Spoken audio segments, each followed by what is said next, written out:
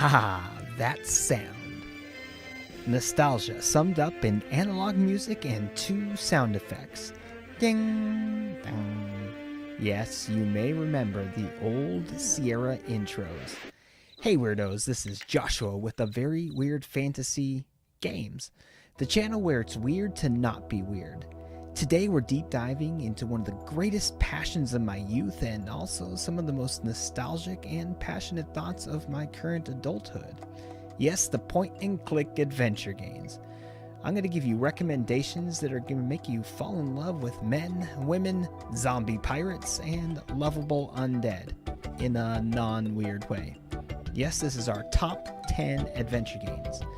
Now, this is only third-person point-and-click adventure games. That means there's not going to be any missed or any missed clones. It also eliminates any full-motion video games such as Tex Murphy series. So, without further ado, because we don't know what ado means, let's get weird.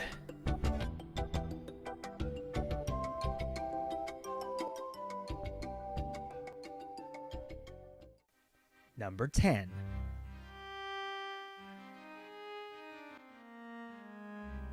The Lost Files of Sherlock Holmes and the Case of the Serrated Scalpel. As a fan of the Holmes novels and as a fan of history itself, The Lost Files of Sherlock Holmes and the Case of the Serrated Scalpel appealed to me. The setting is London, 1988.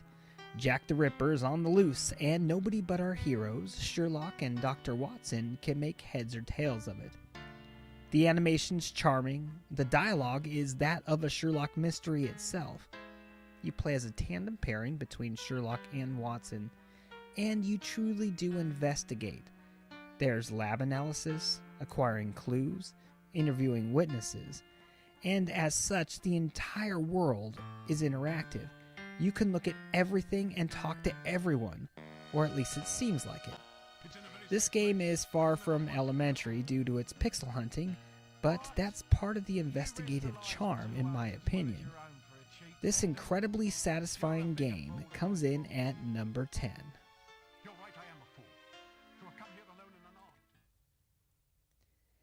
Number 9. King's Quest VI, here today, gone tomorrow. King's Quest VI, Here Today, Gone Tomorrow was released by Sierra in 1992. This adventure follows Prince Alexander as he searches for his lost love, Princess Cosima, in the land of the Green Isles. The Isle of the Crown, where Cosima resides, has been taken over by an evil vizier. Cosima is held captive against her will at her castle, and Alexander has to find a way to rescue her. King's Quest VI features an open world with many of the quests being optional. There are 2 main endings to choose from, a quick ending and a more complete, full ending. As you might imagine, much like many of the Sierra games at that time, there was a few flaws. The timed puzzles and death scenarios are alive and well in King's Quest VI, along with a handful of situations where you're allowed to progress without something you need and have to go all the way back to get it. Needless to say, you have to save a lot. The charm of King's Quest is what truly makes it special. The music in King's Quest VI is high quality. One of the charming aspects of this game is there's an instrumental that follows Alexander whenever he encounters Cosima. It really sets a tone for what's happening in that moment, or what's about to happen next. The art in King's Quest VI is a hand-painted art style. Sierra's artists often experimented with perspective, which I thought that to be an interesting way of doing things. An example of this is actually peering over a bookstore over the tops of several books on a shelf, and it looks like you're observing what's truly going on from a different perspective. King's Quest VI sets a new standard for how the quality of both storytelling and production values in adventure games should be. The charm and the story in this game is what lands it at number 9 on our list. Number 8. The Secret of Monkey Island. Ah yes, this adventure game sets the standard for adventure games. And it truly is that. You feel like you're on an adventure. One minute you're traveling to exotic locations, meeting eccentric characters, and falling in love, and the next minute you're falling on your butt. A lot. Our protagonist, Guybrush Threepwood, goes for a stroll up a hill and then suddenly decides that he wants to become a pirate. Now, normally piracy is the last resort, but when you're slightly stupid, in a charming way, like Guybrush is, it's not all that unbelievable. Guybrush sets out to become a mighty pirate in an attempt to drink grog, acquire booty, but in the process, he meets Elaine Marley.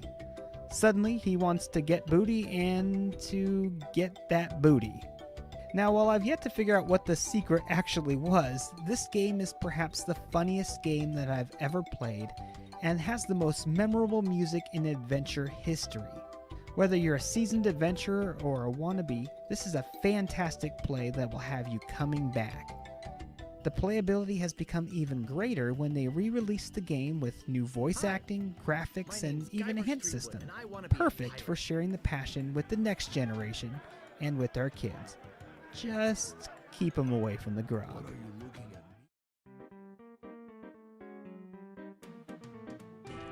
That's no head, Max. It's one damned ugly time bomb. Number 7. Sam and Max hit the road. What has 4 legs, 63 teeth, long fluffy ears, and a callous disregard for private property? You guessed it, Sam and Max, freelance police. Grab your nightstick, change your underwear, and get ready to go across America's crazy underbelly in this deranged animated adventure. You control Sam and Max as they work their way around locations in order to solve clues as to what happened to Bruno and escaped Bigfoot. Now, the puzzles in this game can be a little hard until, like any investigator, you put yourself in the mind of the characters. In this case, those characters are crazy, masochistic, and backwards thinking. And that's what makes this so much fun. It's bizarre, but in a good way. It's hilarious and in an obvious way. It's an incredible adventure. The dialogue, the settings, the characters, you're going to remember it for years. You'll laugh, you'll cry, you'll hurl, you'll rank it number 6 in your list of adventures. Number 6. Gabriel Knight, Sins of the Fathers. In this game, you play as Gabriel Knight, a struggling author who's been trying to write his latest novel for weeks, but with little avail. And now his strange nightmares are getting steadily worse. Starting as a simple attempt to find a little atmosphere for his book, he uncovers a world he never knew existed, where the battle between good and evil takes on very real dimensions. The hand-drawn backgrounds and characters might seem a little pixelated compared to the re-release, but I prefer the charm of the original. The puzzles are almost universally logical and well implemented. The voices are done by real Hollywood talent, including Tim Curry, Mark Hamill, Michael Dorn, and Leah Remini. While the secondary voice acting is great, Curry's attempt at Gabriel's New Orleans drawl is so overdone that it's the most terrifying thing in this already dark game. Imagine him as Pennywise the Clown saying, "Tell me something about voodoo," over and over again in an overtly drawn-out Narlands draw. The interface uses a simple push, operate, and take commands. There are even 2 different operations for communicating with characters, talk and interrogate. This finely tuned interface allows users to be more precise in their actions.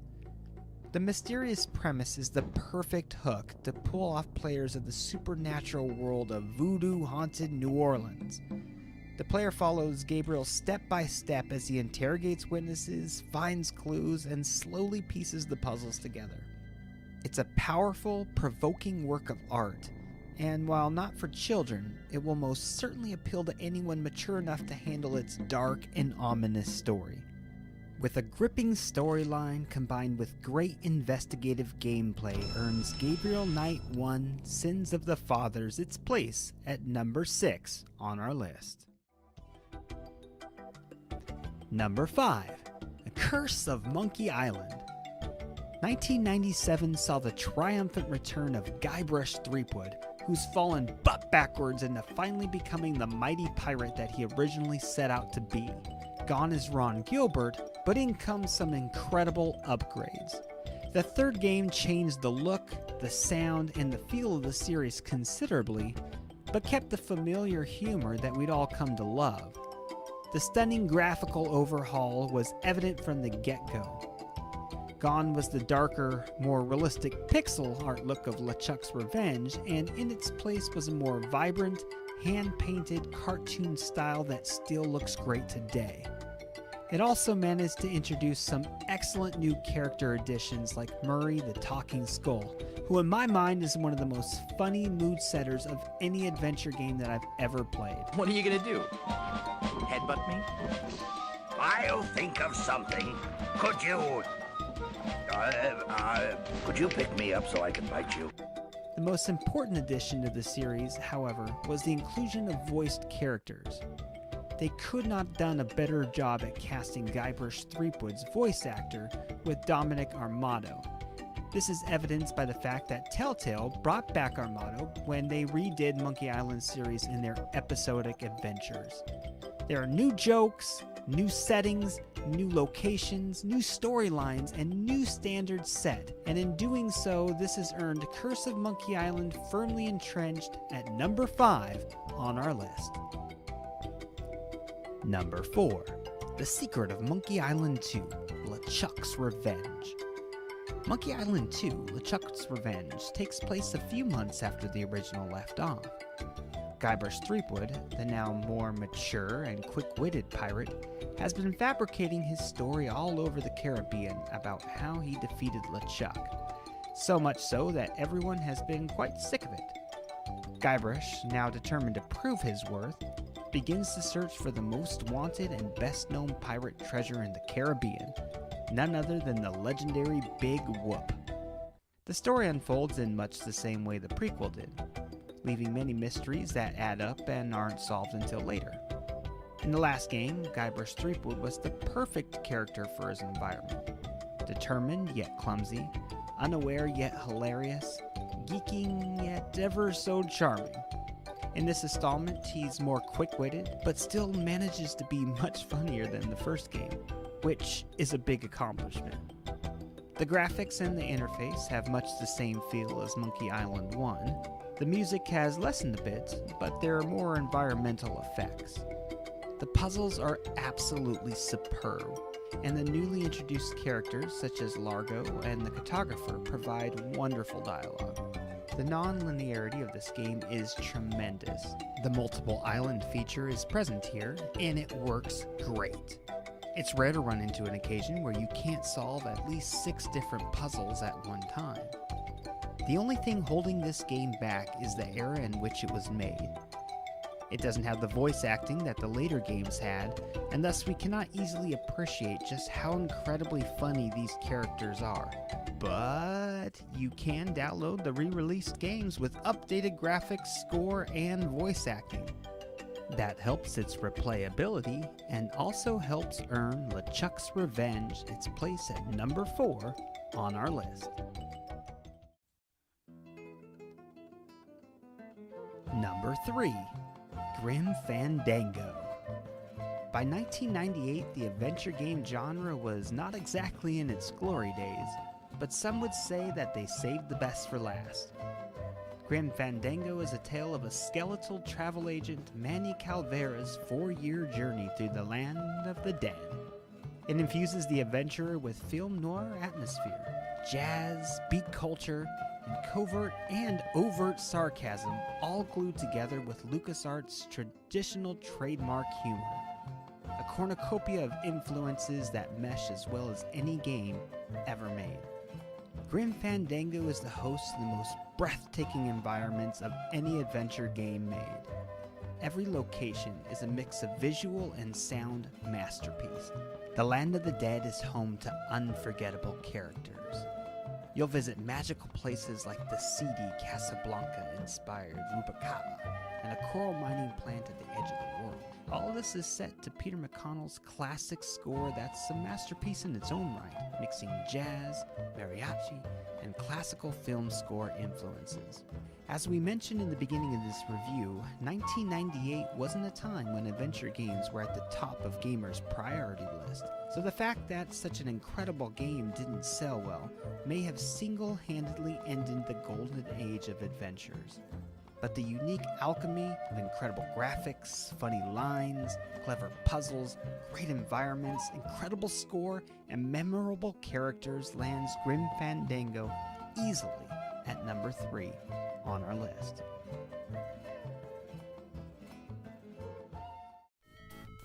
Number 2, Day of the Tentacle. It all starts one night when a guitar-thrashing Jack Black clone on Downers named Hoagie and a girl named Laverne, who seems to have one too many sleepless nights. They're trying to decide if they're going to use their hamster as a band prop or to dissect it in a science experiment. Bernard, who's a math and logic-loving nerd, gets a message from his old pal Green Tentacle. That's one of the original characters from Maniac Mansion. Apparently, your old adversary, Purple Tentacle, has taken a swig from Dr. Fred's Sludge-O-Matic and spouted arms. And, of course, now he's plotting to take over the world.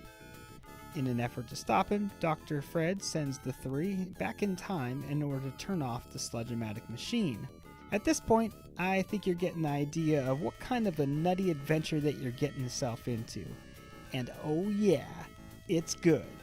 The puzzles in this game can be pretty dang creative, and they're about as wacky as all get out. If you're not trying to steal George Washington's wooden teeth while they're in his mouth, you're trying to steal his quill pen while he's trying to sign the Constitution. The majority of the puzzles in the game get solved in some similar manner, and if the madcap hilarity of the puzzles doesn't strike a chord with you, the humor in the dialogue should be enough to generate copious amounts of laughs. Dave Grossman and Tim Schafer put together an absolutely incredible game here. It's a non-stop fun adventure. That's what sets this apart from other games. There really isn't a moment where you're not entertained. The humor, the off-the-wall puzzles, the off-the-wall dialogue coming from off-the-wall characters has earned Day of the Tentacle its spot at number 2 on our list. We at A Very Weird Fantasy want to thank you for sharing this time with us once again. Speaking of once, number 1, Broken Sword 1, The Shadow of the Templar. I hardly know where to begin bestowing the accolades, so I'll begin by explaining the plot. You enter the game as George Stobart, who's happily taking a vacation in Paris, France. While enjoying the morning outside a bistro, George is witness and a victim of a violent bomb attack that leaves quite a few shaken and one man dead. By trying to gather a little more information on the explosive start of the day, the clues takes George deeper and deeper into a thick and ancient mystery. This simple explosion will send George gallivanting through many countries in pursuit of a mystery hidden behind centuries of conspiracy. Ah yes, the Templars. The deep and mysterious plot is designed to be thought-provoking and highly entertaining at the same time. Broken Sword is a serious game that contains plenty of intrigue and bundles of historical references. There are enough jokes to add comic relief, and those jokes are pretty witty.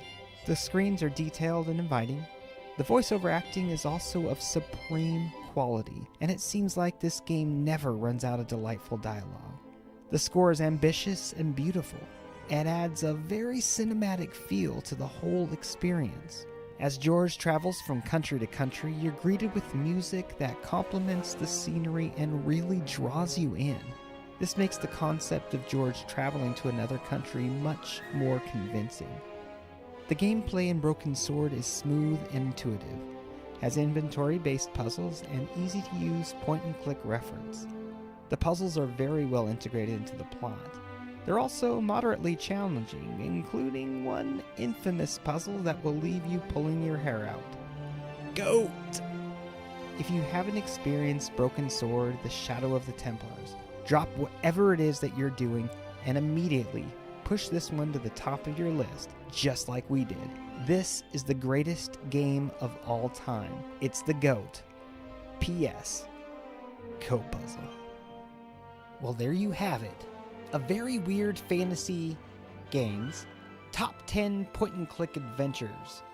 It was really hard narrowing down my list to 10, and it was painful to omit a few of my absolute favorite games. So let's hedge a bit and provide a quick honorable mention. Full Throttle.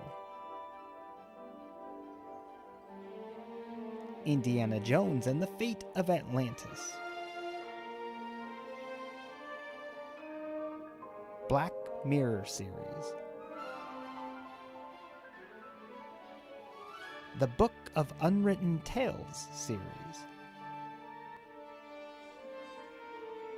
Discworld Noir.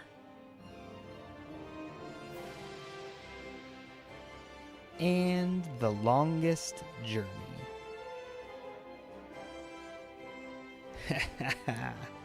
Oh man, I had so much fun putting together this list, and I once again want to express my appreciation for you sharing this little piece of your day with me. You know, nostalgia is such a powerful friend, and adventure games are such an easy way to tap into it. If you like what you saw, please consider subscribing. We've been teaming up with the adventure game community and put together some incredible content that's ready to be released. In the next edition of A Very Weird Fantasy Games, we'll be starting a fun series where we look at Hollywood and cast who would play our favorite adventure game characters. And we're going to start with none other than Day of the Tentacle. With the sheer volume of wacky characters, you're going to have an absolute blast seeing who our Reddit and message boards followers cast for this game. I gotta say, I think we nailed it. So hit the bell if you want to get notified when we release all of our adventure game content. And if you like fantasy football, well, perhaps you'll take a look at our Very Weird Fantasy Football. We have some good stuff over there. But once again, thank you all, and we cannot wait to interact with you in the comments section. On that note, I need a beer. Later, weirdos.